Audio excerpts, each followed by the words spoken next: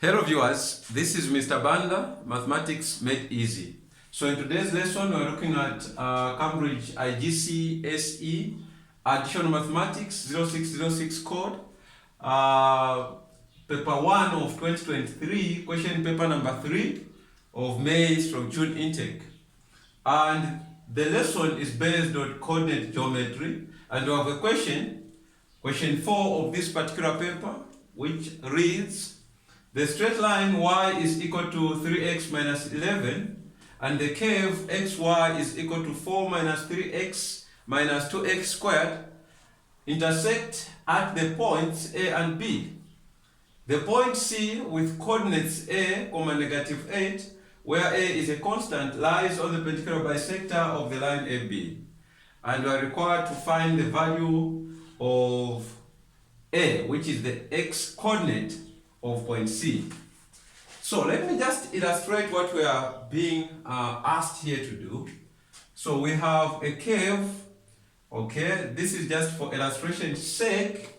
This curve does not represent the accurate drawing of this particular curve.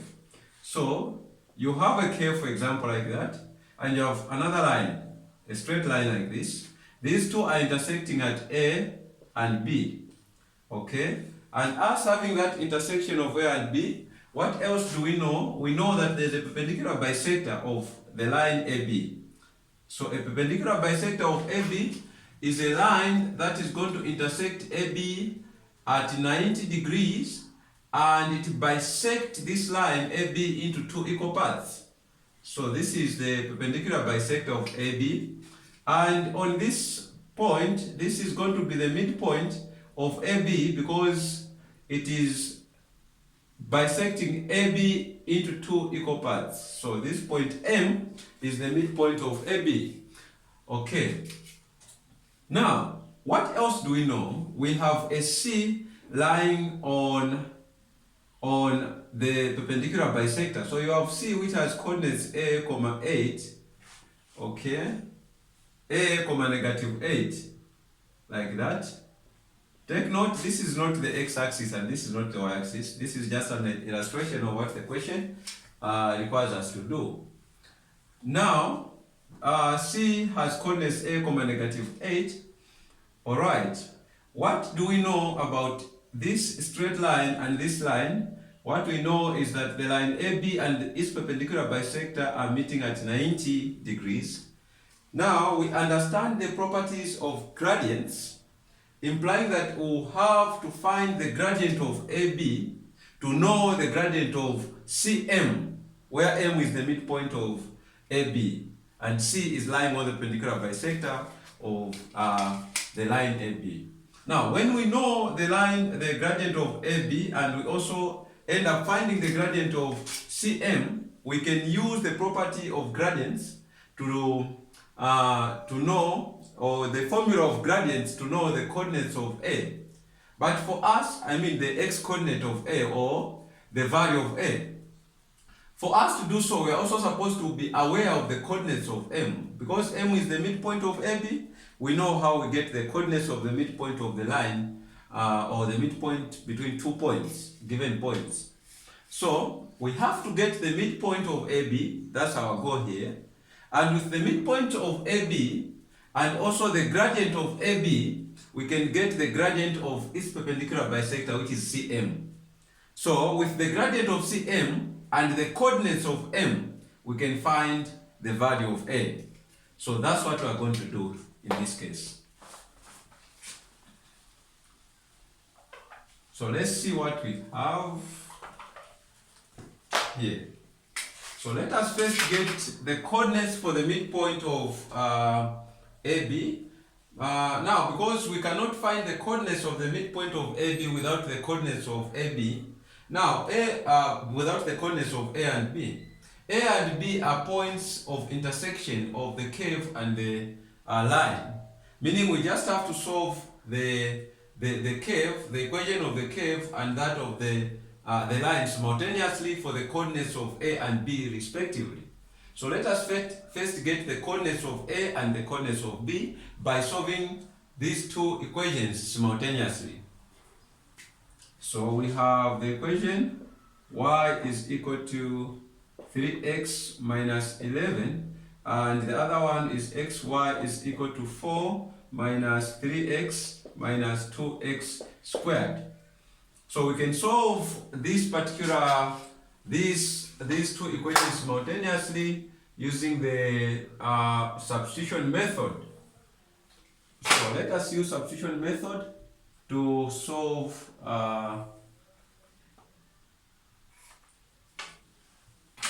these two equations simultaneously.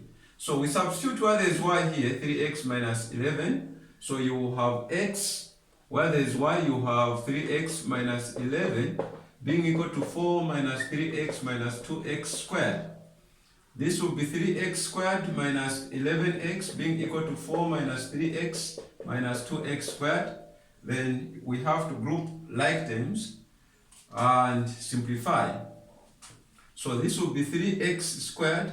You can see you have a negative 2x squared. When you add its additive inverse here and on the left hand side of the equation, you will have 3x squared plus 2x squared minus 11x plus 3x. This was negative 3x. When you add its additive inverse both sides, here you have positive 3x and there you have 0. Then having obtained this, you have negative 4.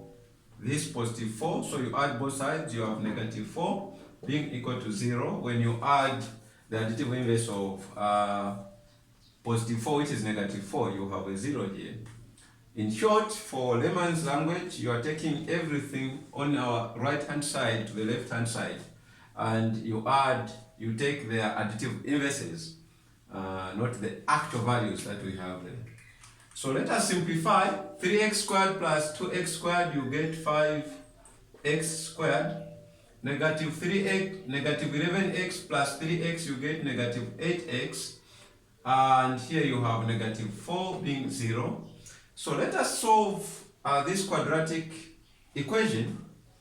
And you can see this is factorizable. You have the product being negative 20 and the sum being negative 8. Then factors will definitely be negative 10 and 2. These two, when you multiply, they'll give you that. So let us now factorize. That will be 5x squared minus, you can have minus 10x. So you have 5x squared minus 10x plus 2x minus 4 is 0. Then you factorize by grouping. 2x is common. You have x. 5x here is common. What will remain here is x minus 2. And here positive 2 is common. You have x minus 2. And x minus 2 is common in these two terms that we have. So x minus 2 will be outside. What will remain here is 5x. And there it will be positive 2 being equal to 0. In this case, if you have x minus 2 and 5x, x minus 2 times 5x minus 2 being equal to 0, by the now factor law, it means that x minus 2 is 0, so you have x minus 2 being 0, or 5x plus 2 being equal to 0. From here, you can solve that x will be positive 2, or x will be negative 2 over 5. So these two are two values of x where the two equations intersect. So one of them is the x coordinate for A and another one will be our x coordinate for B. So in this case, we are saying that the x coordinate for A is, so A is 2, y, where y we haven't found, and B is negative 2 over 5, y, where y hasn't been found. So let us get the y coordinates for A and B respectively. Now, because we have this equation saying y is equal to 3x minus 11, where there's x, you put 2 to solve for y here. So you have y to be equal to 3 times 2 minus 11. Y is going to be 6 minus 11, which will give you negative 5. So meaning A has coordinates 2, negative 5. And B will have coordinates y being equal to negative, that is 3x minus 11. then y will be equal to 3 times negative 2 over 5 minus 11. Y will be equal to negative 6 over 5 minus 11. Y will give you negative 61 over 5. How do we know? 11 is the same as 55 over 5. So negative 6 minus 55 will give you negative 61 divided by 5, implying that B has coordinates negative 2 over 5, comma, negative 61 over 5. So these are the coordinates of B. Let us get the coordinates of the midpoint of the line AB, okay, which was M in my illustration. Let us get the coordinates of the midpoint of AB, which is M in this case. So what will be the coordinates of the midpoint of AB?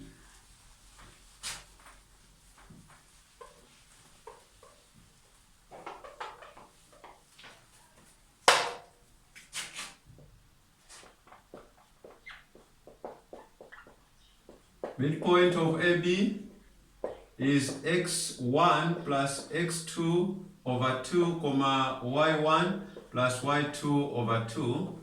That's the formula for the midpoint. Okay.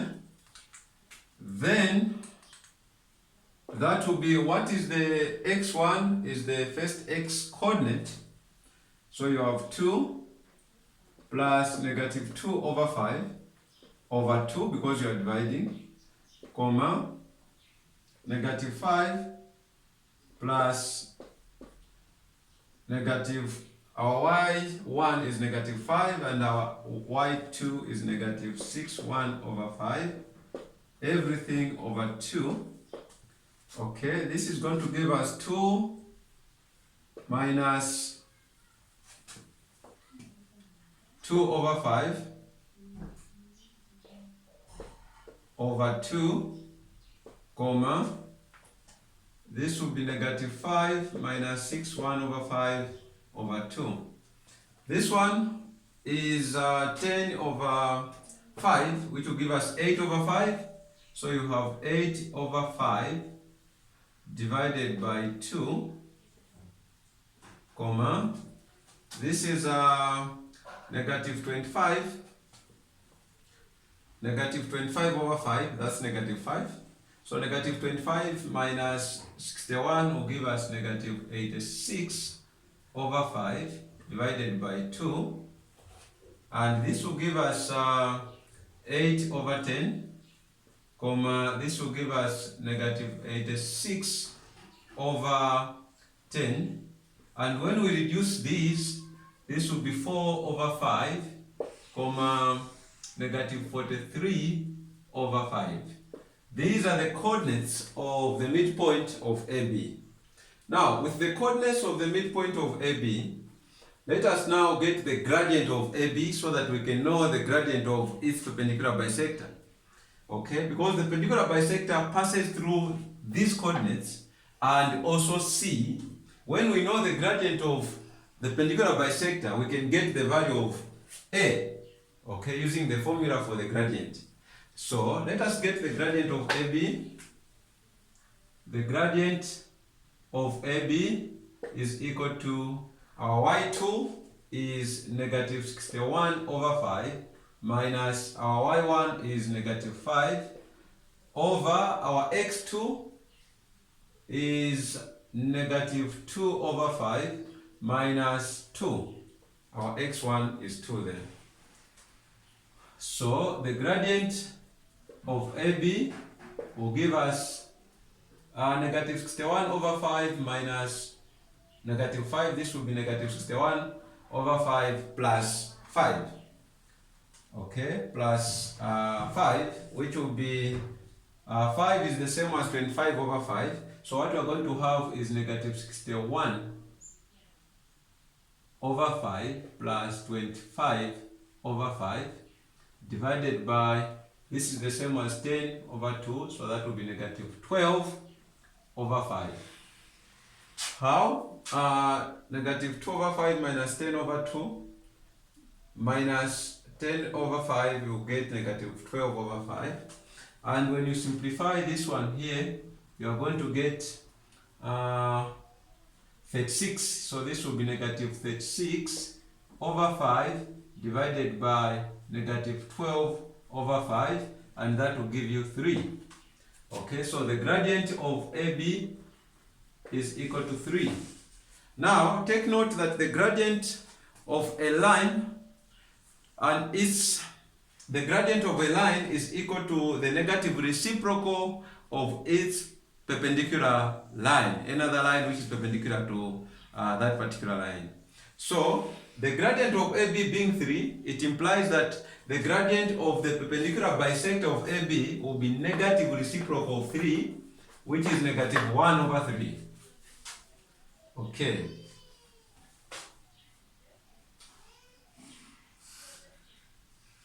Okay, so meaning the gradient of the perpendicular bisector